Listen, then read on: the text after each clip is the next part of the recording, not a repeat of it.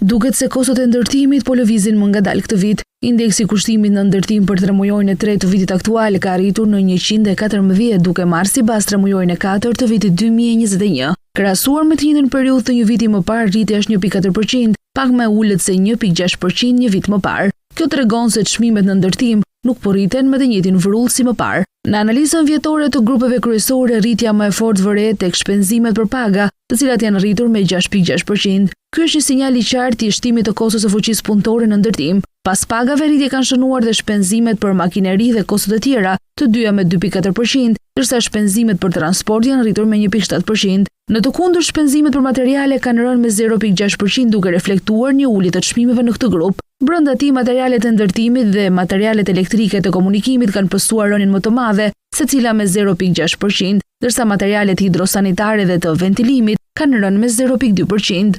Nga ana 3 muajore, pra në krahasim me 3 muajorin e dytë të vitit 2025, indeksi ka shënuar një rritje prej 0.4%. Kjo rritje vjen kryesisht nga shpenzimet për paga, të cilat janë rritur me 1.1%, si dhe nga shpenzimet për transport me 0.8% dhe ato për makineri me 0.5%. Kostot e tjera janë rritur lehtë me 0.1%. Sërish shpenzimet për materiale janë grupi i vetëm që kanë shënuar rënje dhe pse më të vogël me 0.1%. Brenda këtij grupi materialet e ndërtimit kanë rënë me 0.3%, ndërsa materialet elektrike dhe të komunikimit janë rritur me 0.6%, të ndjekura nga materialet hidrosanitare dhe të ventilimit me 0.1%. Në përgjithësi, të dhënat tregojnë një rritje të moderuar të kostove në sektor, të nxitur kryesisht nga paga dhe shpenzimet operacionale, ndërkohë nga ana tjetër shohim se shpenzimet për materiale kanë rënë ndjeshëm, duke u lushtuar dhe kostot e ndërtuesve.